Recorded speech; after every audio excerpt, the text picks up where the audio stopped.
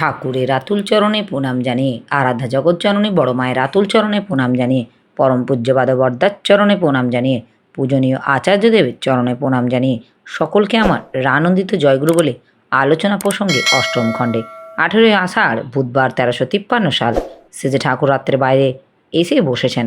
আশ্রমে অনেকেই উপস্থিত আছেন। স্থানীয় মুসলমান ভাইদের মধ্যেও কয়েকজন এসেছে। চাষবাস, ঘর গৃহস্থালী ইত্যাদি সম্পর্কে কথা হচ্ছে। কথা প্রসঙ্গে এসেছে ঠাকুর বললেন, খোদা এক, তার থেকেই যা কিছু পয়দা হয়েছে। যারা পয়দা হয়েছে তারা শশ রকম বজায় রেখে খোদা প্রাণতা নিয়ে যদি এক হয়ে উঠতে না পারে, তবে দুনিয়ার খোদা আসন প্রতিষ্ঠিত হবে না। সৃষ্টির কোনো দুটি জিনিস অবিকল একরকম নয়, প্রত্যেকটাই এক অদ্বিতীয়, পুরোপুরি তার মতো আর এক নয়। এতে যে রকমারি, তা কিন্তু একে রকমই রকমারি।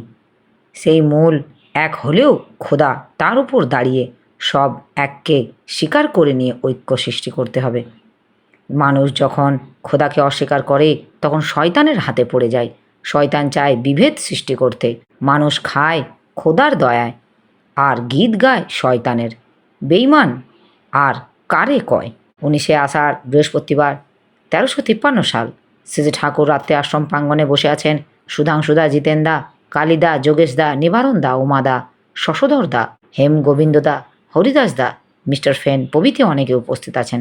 কথা প্রসঙ্গে সুধাংশুদা বললেন, আমরা কি ধরনের কুটির শিল্প করতে পারি সেজে ঠাকুর? কত রকম যে করা যায়, তার কি জ্ঞাতা আছে? ডালডা জাতীয় জিনিস তৈরি করা যায়, তিলের তেলকে ঘি এর মতো করা যায়, কলার ডেগো থেকে লবণ করতে পারো, নানা রকম ফল যা পাওয়া যায় তা থেকে রকমারি সিরাপ করতে পারো। খুব ছোট্ট ধরনের কল করা যায়, যাতে কাপড়, গামছা, রুমাল ইত্যাদি তৈরি হতে পারে। ওই রকম কল হাজারখানেক টাকার মধ্যে বাড়ির একখানা ঘরের মধ্যে চালু করা যায়। ছোট তেলের কল করা যায় ঘানির পরিবর্তে। এই সব লাভজনকভাবে চালু করতে গেলে ইলেকট্রিসিটি সহজপ্রাপ্য করে তোলা লাগে।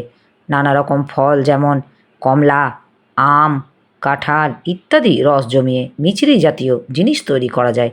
সোডা ওয়াটার তৈরির কল, লজেন্স ইত্যাদির কল ইত্যাদি চালান কঠিন কিছুই না। মালগুলিও চালু করার ব্যবস্থা করা দরকার। দৈনন্দিন প্রয়োজনে যা লাগে তেমনতর জিনিস তৈরি করলে খরিদ্দারের অভাব হয় না। ব্যবস্থা করতে গেলে পাকা ব্যবসায়ীর আওতায় থেকে বাস্তব অভিজ্ঞতার সঞ্চয় করতে হয়। ফেন বিজ্ঞানের ছাত্র আছে, ওর সঙ্গে যুক্তিবুদ্ধি করে বের করা লাগে কুটির শিল্পের উপযোগী ছোট ছোট যন্ত্রপাতি কী কী উদ্ভাবন করা যায়। সুধাংশুদা, সুইজারল্যান্ডের ঘড়ি তৈরি করে কুটির শিল্পের পর্যায়ে এক এক জায়গায় এক এক অংশ করে, পরে সেগুলি একত্রে করে। সেজে ঠাকুর, হ্যাঁ, ওই রকম অনেক কিছু করা যায়। সুধাংশুদা, প্রতিযোগিতায় পারা মুশকিল সেজে ঠাকুর। শুধু হাতে পারবে না, ছোট ছোট যন্ত্রের উদ্ভাবন যদি করতে পারো তাহলে অসুবিধা হবে না। ফিতে ও সুতো করার মেশিন তৈরি করা যায়। মোজার কল, গেঞ্জির কল ইত্যাদি তো খুব সহজ ব্যাপার। এরপর একজন মুসলমান ভাই ধর্ম সম্বন্ধে কথা তুলল। সেজে ঠাকুর বললেন, খোদার পথে চলাই ধর্ম। খোদার মালুম পাওয়া বড় শক্ত, সেই জন্য প্রেরিত লাগে। প্রেরিত মানুষ খোদা ধরার যন্ত্র। খোদার শরিক নাই, ধর্মেরও শরিক নাই। সব প্রেরিত মানুষই এক খোদার কথা কন। এদের মধ্যে প্রভেদ করাই খোদাকে প্রভেদ করা যায়, আর তাই হলো কাফেরত্ব। প্রশ্ন, জাত কি খোদা সৃষ্টি করেছেন? সেজে ঠাকুর, গরু গাছপালার সবটারই মধ্যে জাত আছে। ধান চাষ করো, তার মধ্যে দেখো কত রকমের ধান আছে। এক একটা এক এক সময়ে হয়, ফলানোর কায়দা আলাদা, ধানের চেহারা আলাদা, চালের স্বাদ আলাদা।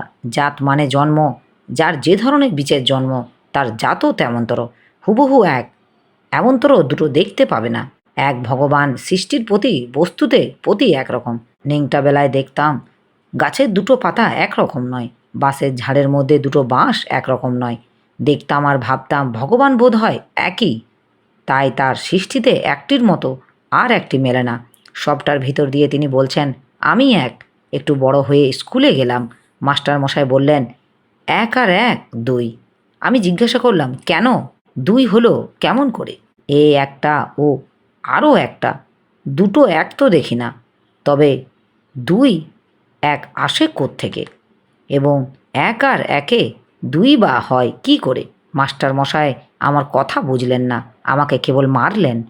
ওই যে বলেছিলাম বীচের কথা, এক এক জাতীয় বীচের থেকে এক এক রকমের বর্ণ শ্রেণী হয়, তাদের ধরন ধারণ কারণও আলাদা হয়। তোমাদের মুখেই তো শুনেছি নিকেরি নলে কসাই ইত্যাদি শ্রেণী আছে, আবার কত সম্ভ্রান্ত মুসলমান আছে। সবাই তো এক পর্যায়ে নয়। এদের মধ্যে বুদ্ধি বিবেচনা চাল চলন আচার ব্যবহারে ঢের ফারাক আছে উক্ত ভাই। তাই বড় ঘরের মুসলমানরা ওইসব ঘরে ভাত জল খায় না। সেজে ঠাকুর, ভাত জল খায় না এর মানে এ নয় যে ঘৃণা করে। ভাবটা উন্নত রাখতে গেলে আচার বিচার তেমনি মেনে চলতে হয়। যেখানে সেখানে যথেচ্ছ আহার বিহার করা চলে না। আমার এই আলোচনা প্রসঙ্গে কিছু ভুল ত্রুটি হয়ে থাকলে আপনারা আমায় ক্ষমা করবেন। উপস্থিত দাদা ভাই বোন মায়েদের আমার আনন্দিত জয় গুরু।